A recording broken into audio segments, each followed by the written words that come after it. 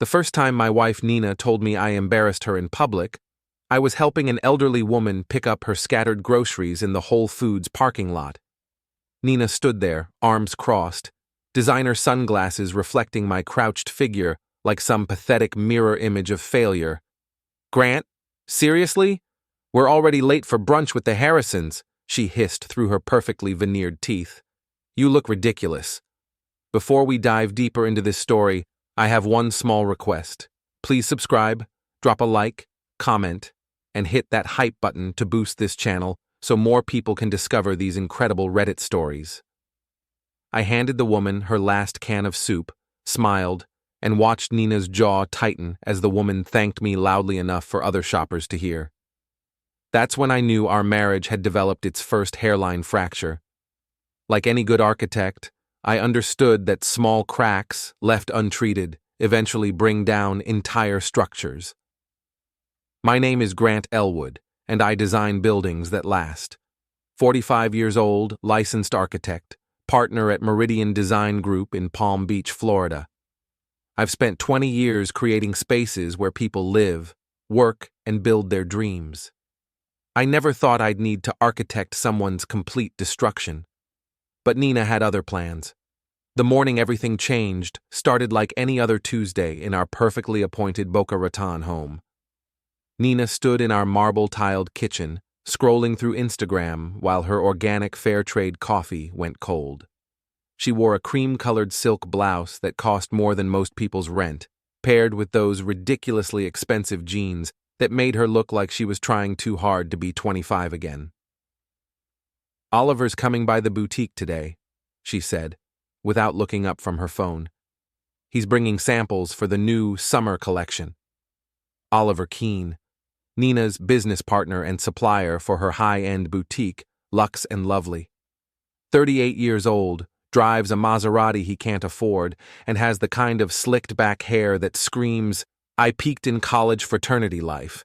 Nina had been mentioning Oliver a lot lately. Oliver says this, Oliver thinks that. Oliver knows everyone who matters in Palm Beach society. "That's nice," I said, buttering my toast. "Maybe I'll stop by later, say hello." Nina's head snapped up so fast I thought she might get whiplash. "Oh, you don't need to do that. It's just boring business stuff. You'd hate it." The second crack appeared. Tiny, almost invisible, but definitely there. "I'm sure I could manage to look interested for 10 minutes, I replied, keeping my voice light. "Grant, please. You know how you get around my work friends, all awkward and—" She waved her hand vaguely, like she was trying to swat away an annoying fly. "Just let me handle my business, okay?" I looked at my wife of 12 years, really looked at her. When had she started talking to me like I was some embarrassing relative she had to tolerate at family gatherings? When had I become the awkward one in our relationship? "Fine," I said. "I'll stay in my lane." Nina smiled, but it was the kind of smile you give a child who finally agrees to eat their vegetables. Patronizing. Dismissive. The third crack spread a little wider. I drove to work in my reliable Honda Accord, listening to Nina's voice echo in my head. "You know how you get around my work friends." What did that even mean? I was perfectly capable of making conversation. I had clients, colleagues, friends of my own. I'd built a successful career designing luxury condos and commercial spaces throughout South Florida. But lately, Nina made me feel like I was some kind of social liability. Last month at the Hendersons' charity gala, she'd actually stepped away from me when I started talking to their son about sustainable architecture. "Grant gets so passionate about his work," she'd said with that same dismissive laugh. "It's adorable, but not everyone finds building codes as fascinating as he does." Adorable. Like I was a golden retriever who'd learned a new trick. My office at Meridian Design Group occupied the 15th floor of a glass tower overlooking the Intracoastal Waterway. I designed the interior myself. Clean lines, natural materials, floor-to-ceiling windows that made the space feel twice as large. It was my sanctuary, the one place where I felt completely competent and in control. "Morning, Grant." called Jesse Martinez from his drafting table. Jesse was my closest friend at the firm, a structural engineer with a sharp wit and an even sharper eye for bullshit. You look like someone stole your lunch money. Just the usual domestic bliss, I said, settling into my chair. Nina's business partner is coming by her store today. Apparently, my presence would be too awkward for such an important meeting. Jesse looked up from his blueprints. Oliver the oil slick? That guy gives me the creeps. Too much cologne? Too many teeth? Too much interest in your wife's business? What's that supposed to mean? Come on, Grant. You're not blind. The way he looks at Nina, the way she lights up when he's around. I've seen them together at that coffee place on Worth Avenue. Very cozy for business partners. The cracks in my mental foundation spread a little wider. I'd noticed Nina's increased attention to her appearance on days when Oliver was scheduled to visit. The new perfume, the extra time spent on her hair and makeup. But I'd told myself I was being paranoid, jealous for no reason. They're business partners, I said. But even I could hear how unconvincing I sounded. If you say so, Jesse replied. But if it were my wife, I'd be paying closer attention. I spent the morning trying to focus on the blueprints for a new mixed-use development in Delray Beach, but my mind kept drifting to Nina and Oliver. By lunch, I'd made a decision. I was going to stop by Lux and Lovely and meet this Oliver character face to face. The boutique occupied prime real estate on Worth Avenue, Palm Beach's equivalent of Rodeo Drive. Nina had spent 6 months and a small fortune transforming the space into something that looked like it belonged in a European fashion magazine. Exposed brick walls, vintage chandeliers, and carefully curated displays of clothing that cost more than most people's car payments. I pushed through the glass door, setting off a delicate chime that announced my arrival. The air smelled like expensive candles and Nina's signature perfume. My wife stood near the back of the store with a man I immediately recognized as Oliver. They were standing closer together than necessary, examining fabric samples spread across the antique table Nina had insisted we buy at auction. "Grant!" Nina's voice carried a note of surprise that bordered on alarm. "What are you doing here?" "Thought I'd take you to lunch," I said, walking toward them. "You must be Oliver. I'm Grant, Nina's husband." Oliver straightened up and extended his hand. His grip was firm but slightly damp, and he held eye contact just a beat too long. "Oliver Keene, Nina's told me so much about you." "Funny, she hasn't told me much about you at all." The temperature in the room seemed to drop a few degrees. Nina stepped between us with a bright, artificial smile. "Oliver was just showing me the new summer line," she said quickly. "Gorgeous pieces, really cutting-edge stuff. Way too fashion-forward for—" She caught herself, but not quickly enough. "For what?" I asked. "For our usual clientele," she finished lamely. But I knew what she'd almost said. Too fashion-forward for me.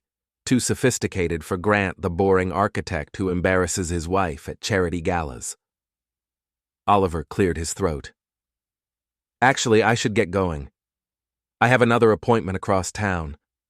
Nina, think about what we discussed regarding the fall expansion. I think it could be very profitable for both of us." The way he said profitable made my skin crawl. He gathered his samples, kissed Nina on both cheeks in that pretentious European way that screamed, "I'm more worldly than your husband," and headed for the door. "Great meeting you, Grant," he called over his shoulder. "Nina's lucky to have such a supportive husband." The pause before supportive felt deliberate, insulting, like he was really saying boring or clueless or easily dismissed. After he left, Nina busied herself rearranging displays that didn't need rearranging. "So, about lunch," she said without looking at me. "I actually can't today. I have inventory to finish, and Sloan is coming by to help." Sloan Whitmore, Nina's best friend and fellow member of the Palm Beach Social Climbing Brigade. Blonde, surgically enhanced, and blessed with the kind of family money that made her think her opinions mattered more than other people's facts. "Rain check, then," I said. "Sure." Rain check. But we both knew she was lying. I drove back to the office with Oliver's smirk burned into my memory. The way he'd looked at my wife, the way she'd lit up in his presence, the way she'd almost called me unsophisticated right to my face. The cracks in our marriage weren't hairline anymore.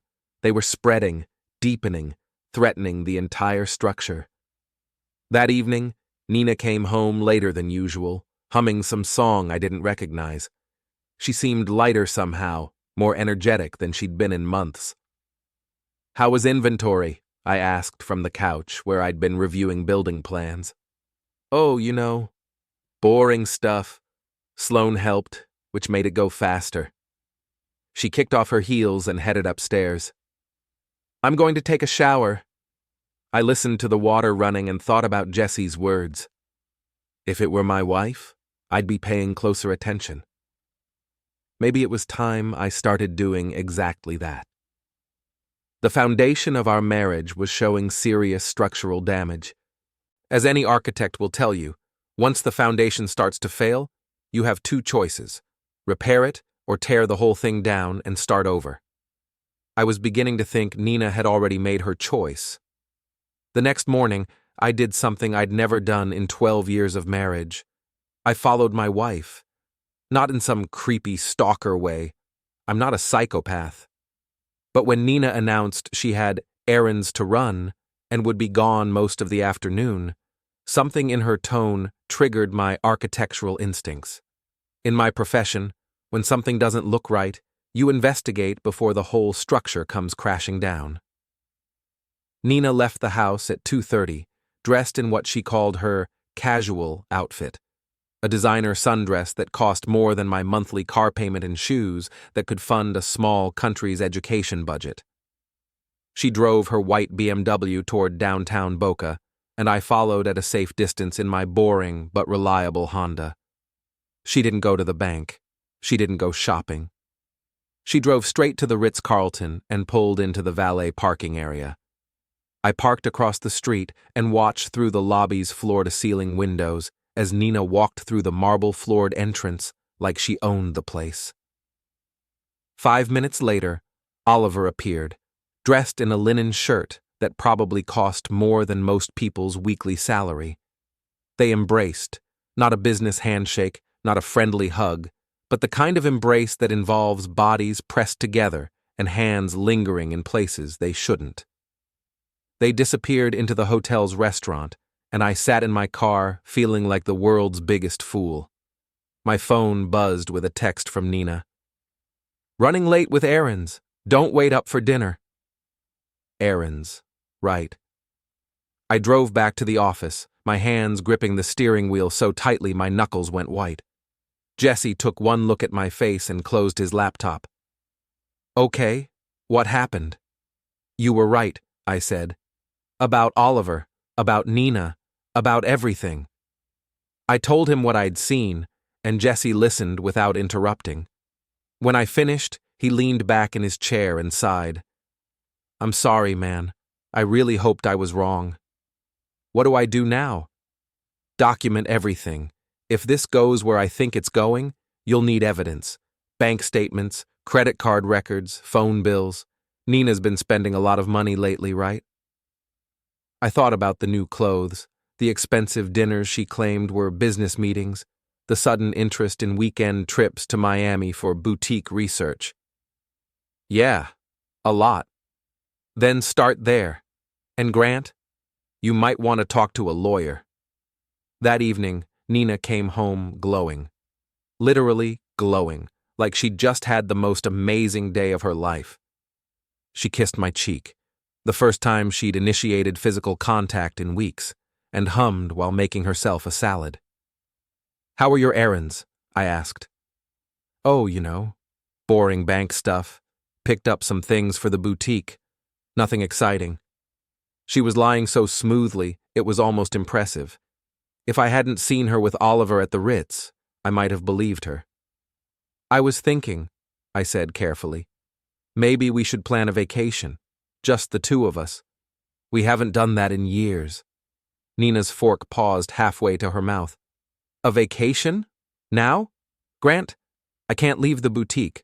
We're right in the middle of planning the fall expansion. The expansion Oliver mentioned? Yes, exactly. It's a crucial time for the business. More crucial than our marriage? The question hung in the air like smoke from a house fire. Nina set down her fork and looked at me with something that might have been pity. Grant, don't be dramatic. We're fine. I'm just busy with work right now. When was the last time we had dinner together? Really together, without you checking your phone every 5 minutes? I don't know. Does it matter? It matters to me. Nina sighed, the sound people make when they're dealing with a particularly slow child. Look, I know you're feeling neglected or whatever, but this is important to me. The boutique is finally taking off, and I have opportunities I never dreamed of. Can't you just be supportive? There was that word again. Supportive. Code for shut up and don't ask questions. I am supportive, I said. I've always been supportive. I helped you find the space, I designed the interior layout, I co-signed the business loan. And I appreciate that. But this is different. This is about taking things to the next level. With Oliver. Nina's eyes flashed. What's that supposed to mean? Nothing. Just wondering what makes him so special. He has connections, Grant. Real connections in the fashion world. He can open doors for me that you... She stopped herself again, but not soon enough. That I what? Nothing. Forget it. No. Finish the sentence. That I what? Nina stood up and carried her half-eaten salad to the sink. That you wouldn't understand. Your world is blueprints and building codes. Mine is fashion and style and knowing the right people. They're different worlds. We used to share the same world. We were different people then. She left me sitting at the kitchen table, staring at the space where she'd been. The cracks in our foundation weren't just spreading anymore. They were becoming chasms. Over the next few days, I started paying attention to details I'd been ignoring.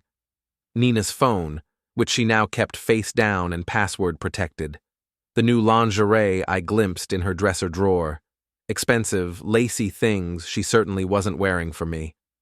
The way she'd started working late 3 nights a week, always with some excuse about inventory or meetings with potential investors. I also started looking at our finances. What I found made my stomach drop. In the past 3 months, Nina had spent over $15,000 on things that had nothing to do with the boutique. Expensive dinners at restaurants we'd never been to together. A weekend at a luxury spa in Miami. Jewelry from Tiffany that I'd never seen her wear. A men's watch from Cartier that definitely wasn't for me. She was spending our money from the joint account I'd been dutifully filling with my paychecks, on her affair with Oliver. I made copies of everything. Bank statements, credit card bills, receipts. I opened a separate checking account and started moving my direct deposit there. And I called the lawyer Jesse had recommended. Margaret Chen was everything you'd want in a divorce attorney, sharp, experienced, and completely unsympathetic to cheating spouses who spent marital assets on their lovers. This is good, she said, reviewing the financial records I'd brought. Very good. In Florida, adultery doesn't affect property division, but financial misconduct does. If she's been spending marital funds on this relationship, we can argue for a larger share of the assets to compensate you. I don't want to destroy her, I said. I just want out with some dignity and tact. Margaret looked at me over her reading glasses. Mr. Ellwood, your wife is having an affair and spending your money on her boyfriend. She's already destroyed your marriage. I'm just here to make sure she doesn't destroy your financial future too. That evening, I sat in my home office, surrounded by evidence of my wife's betrayal, and made a decision. I wasn't going to confront Nina yet. I wasn't going to demand explanations or beg her to choose me over Oliver.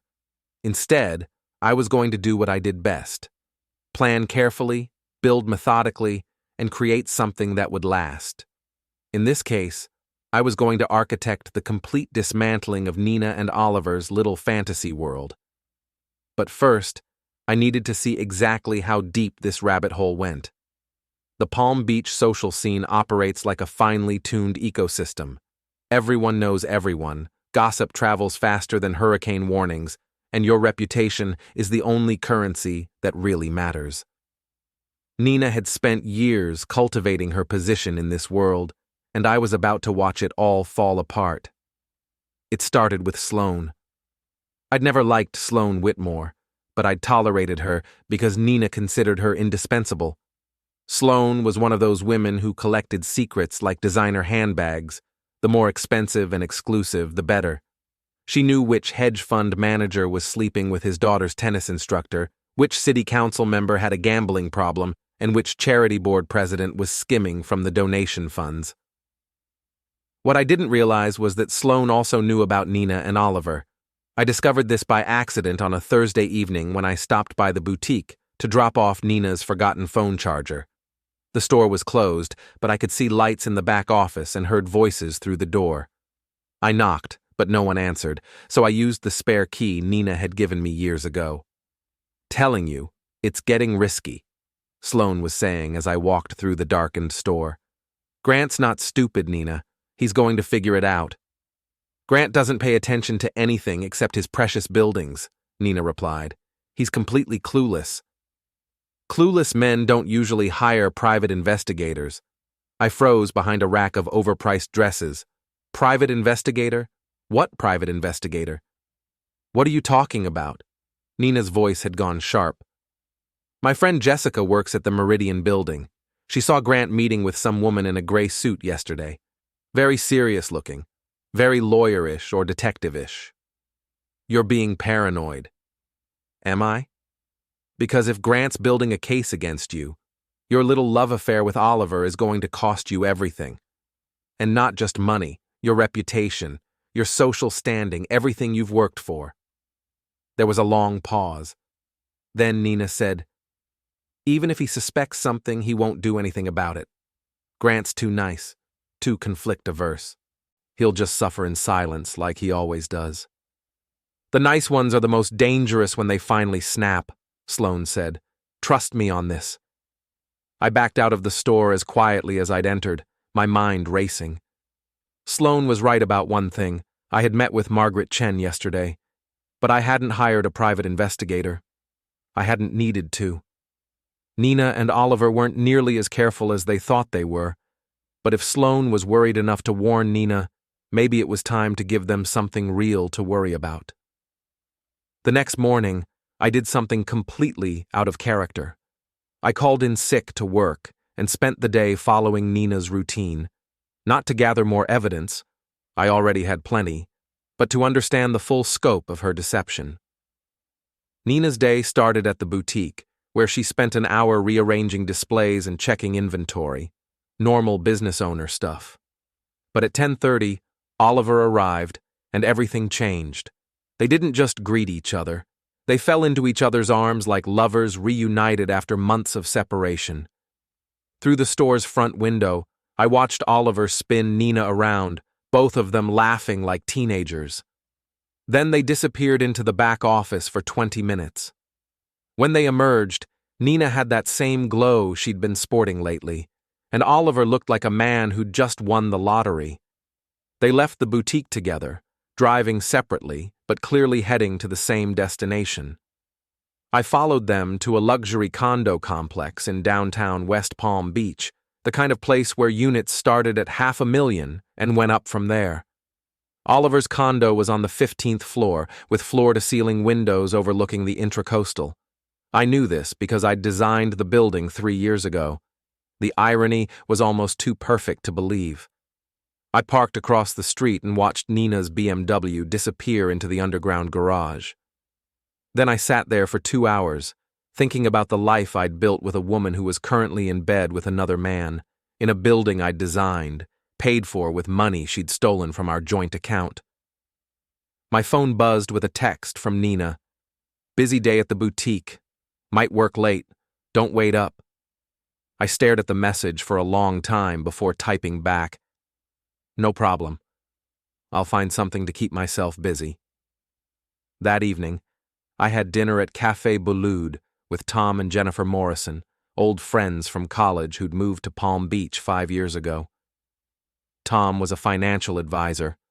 Jennifer ran a nonprofit for underprivileged kids, and they'd always been the kind of couple Nina dismissed as boring.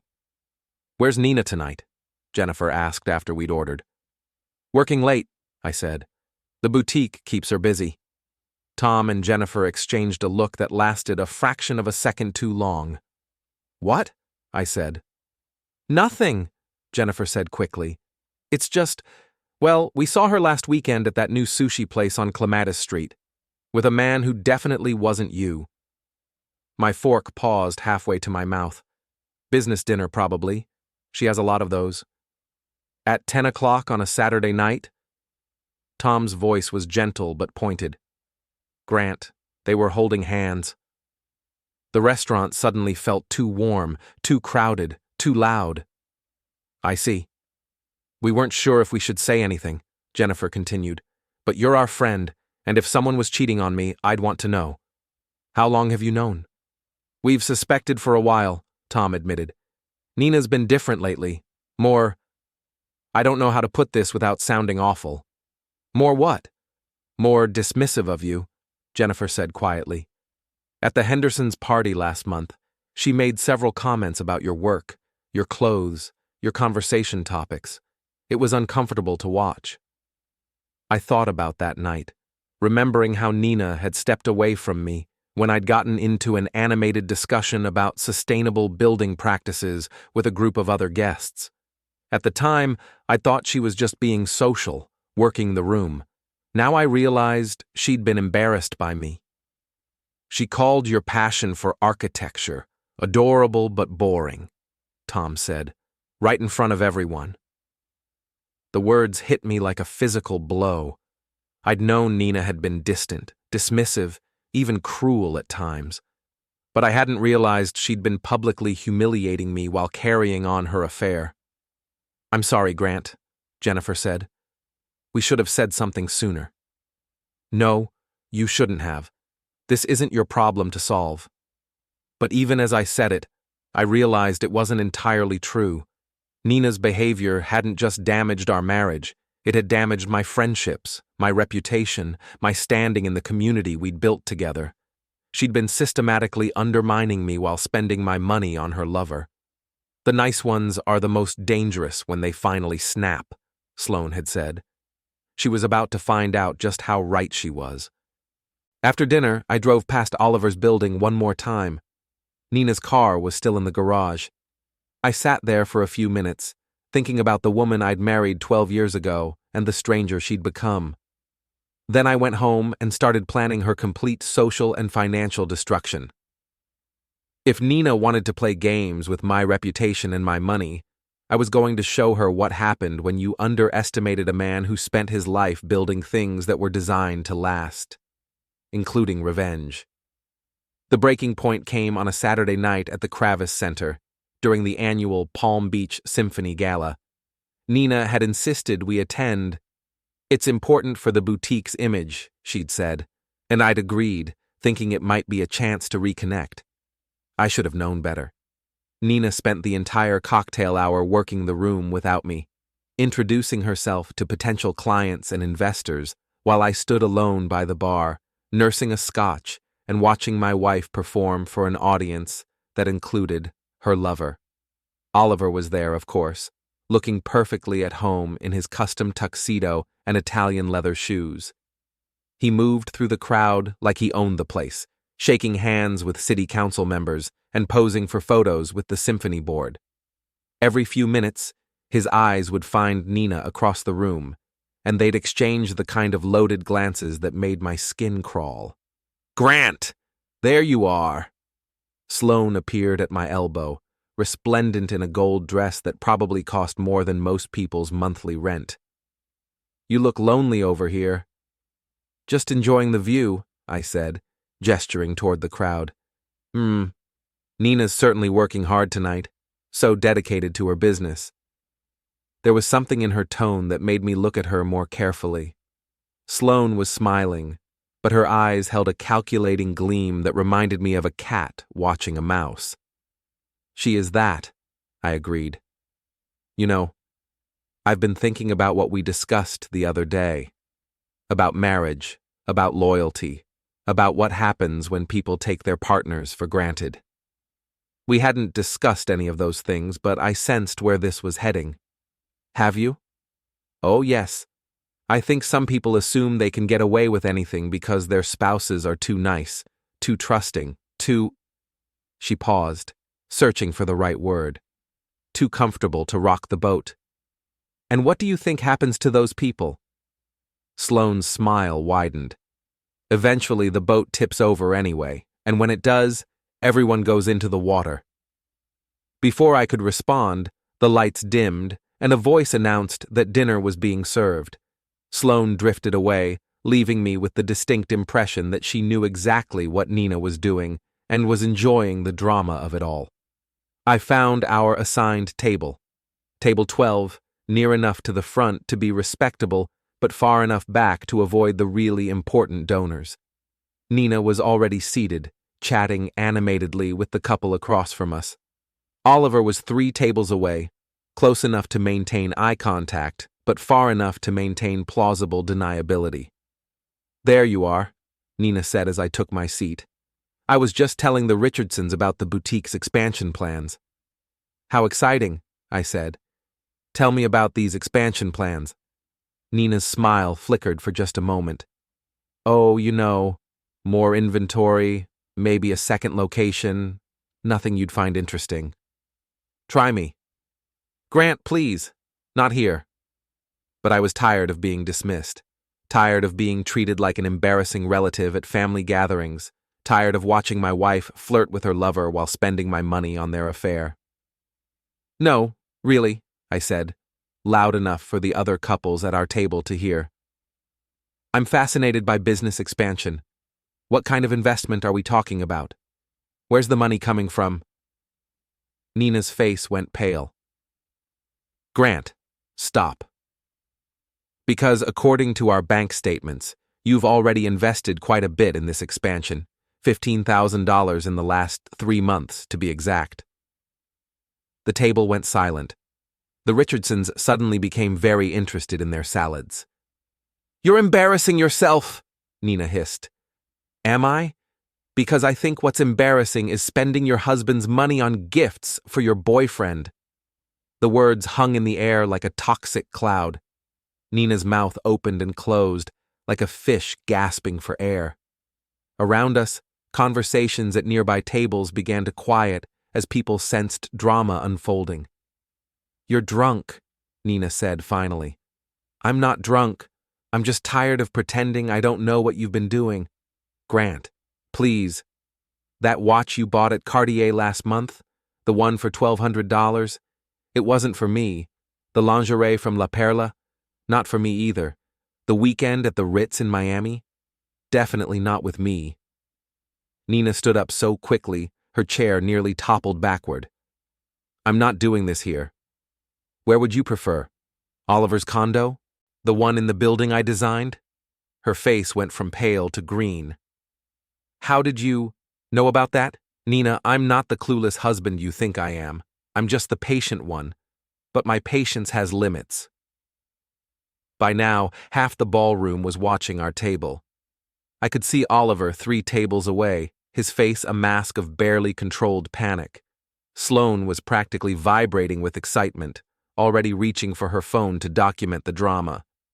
Nina grabbed her purse and headed for the exit, moving so fast she nearly knocked over a waiter carrying champagne flutes.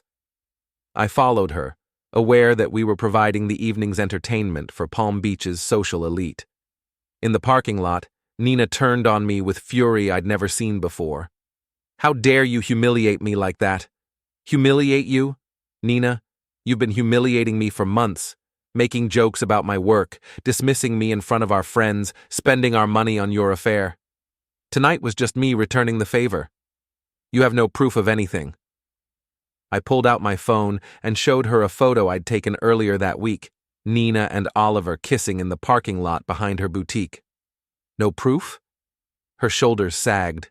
For a moment she looked like the woman I'd married 12 years ago, vulnerable, uncertain, almost fragile. Grant, I can explain. Can you? Can you explain why you've been lying to me for months? Can you explain why you've been stealing money from our joint account to pay for your relationship with Oliver?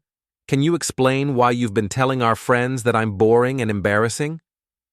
I never said, Tom and Jennifer Morrison heard you. At the Hendersons' party, you called my passion for my work adorable but boring.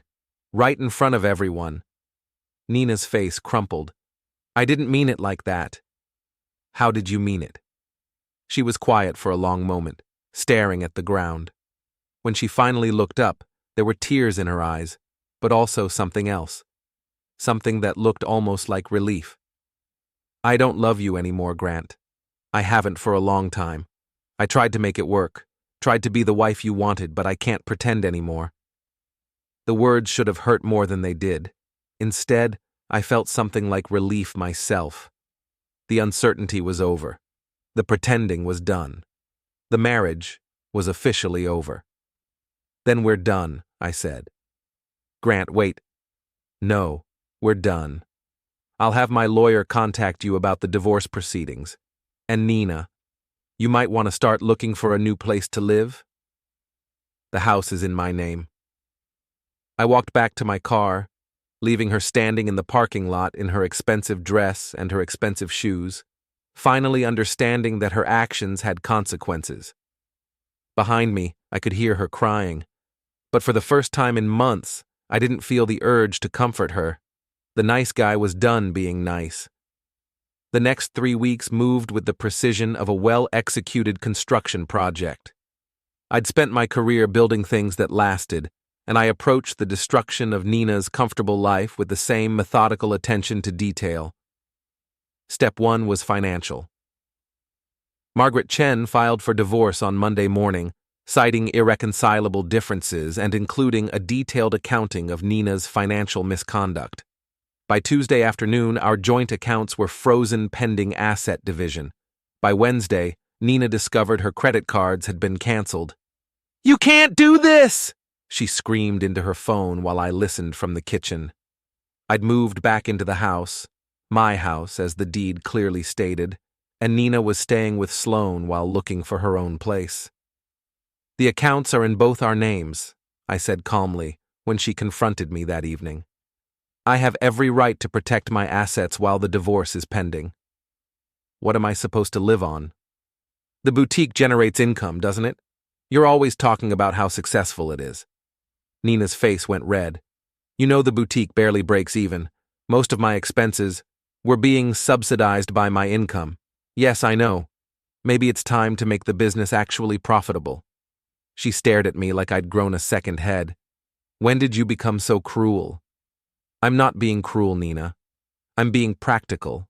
You want a divorce? Fine. But you don't get to keep spending my money while you're sleeping with another man." Step 2 was social. I didn't have to do much here. Nina and Oliver had done most of the work themselves.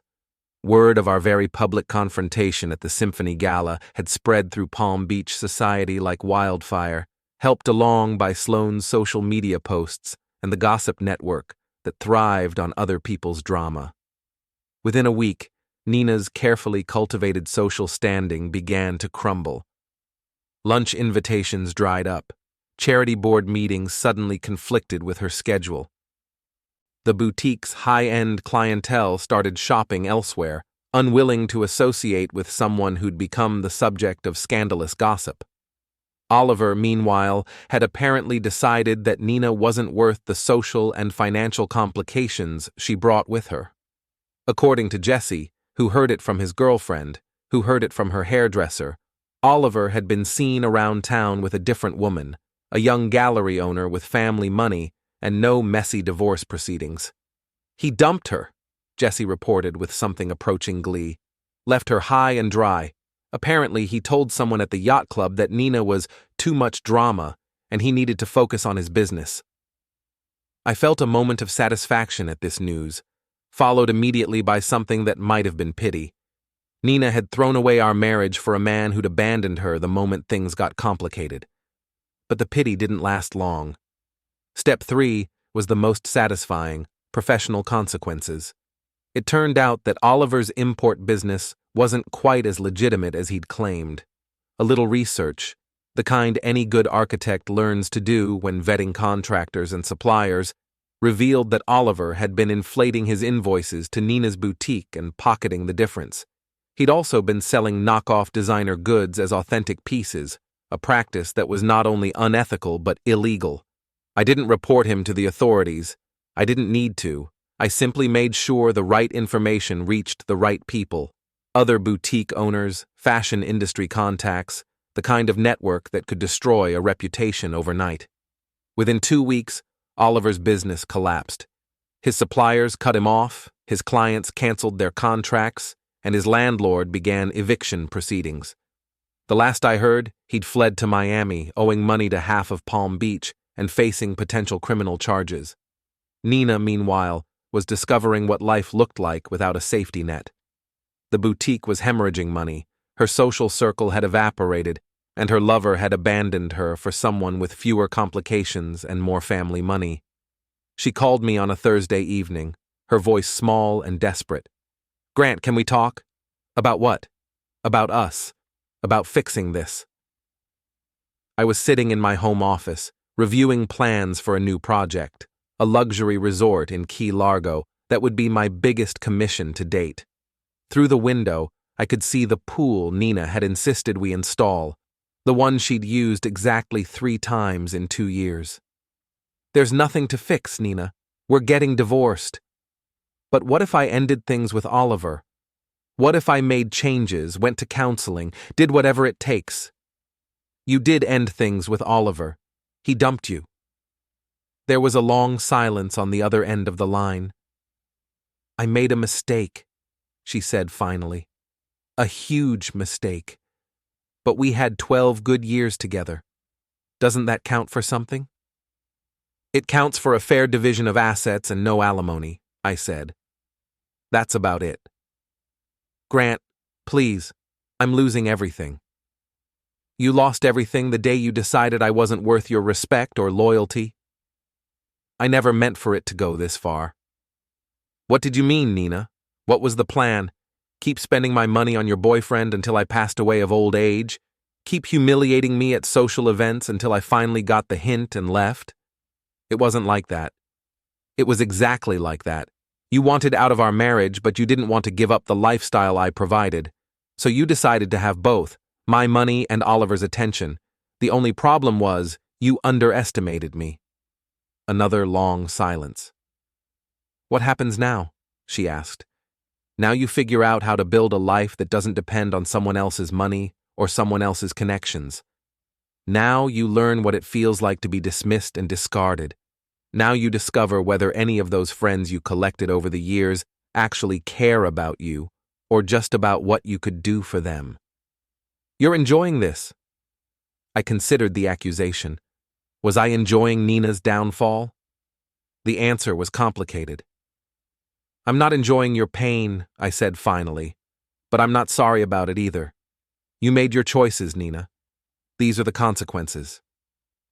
I hung up and went back to my blueprints. Outside, the sun was setting over the Intracoastal, painting the sky in shades of orange and pink. It was beautiful, peaceful, quiet. For the first time in months, I felt like I could breathe. 2 days later, I got a call from Margaret Chen. "Nina's attorney wants to settle," she said. "No alimony, 50-50 split of marital assets. She keeps the boutique and you keep the house and your retirement accounts." "What's the catch?" "No catch. She wants this over with as quickly as possible. I think she's planning to leave town." I thought about Nina, alone and broke and abandoned by everyone she'd thought mattered. A year ago, the thought would have broken my heart. Now, it just felt like justice. "Draw up the papers," I said. The divorce was finalized on a Tuesday morning in October. Nina didn't contest anything, didn't ask for more time, didn't make any last-minute pleas for reconciliation. She signed the papers with shaking hands and left the courthouse without looking back. I heard later that she'd sold the boutique to pay off her debts and moved to Atlanta, where she had a sister.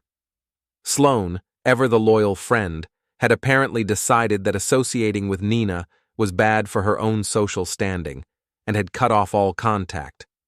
Oliver, according to the gossip network, had been arrested in Miami on fraud charges. His Maserati had been repossessed, his condo foreclosed on, and his various ex-girlfriends were comparing notes about his lies and schemes. I felt no satisfaction in his downfall. He'd been a symptom of my marriage's problems, not the cause. The cause had been Nina's fundamental lack of respect for me and for the life we'd built together. But that was over now. 6 months after the divorce was final, I was sitting in my office, reviewing plans for the Key Largo resort, when Jesse knocked on my door. "There's someone here to see you," he said with a grin. "Says she's interested in commissioning a custom home." The woman who walked into my office was nothing like Nina. She was tall and athletic, with short brown hair and intelligent green eyes.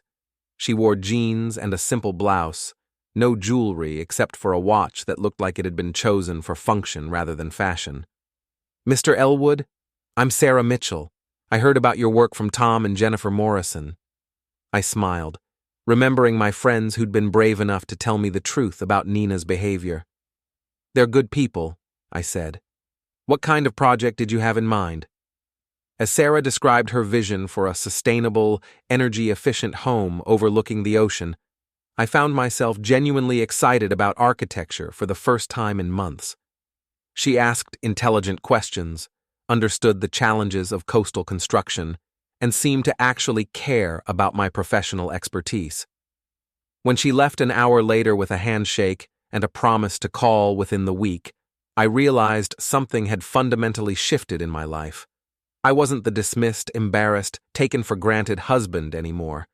I was Grant Ellwood, architect, designer of buildings that lasted, creator of spaces where people could build better lives. I'd torn down the old structure of my marriage and built something new from the foundation up. And for the first time in years, I was proud of the blueprint.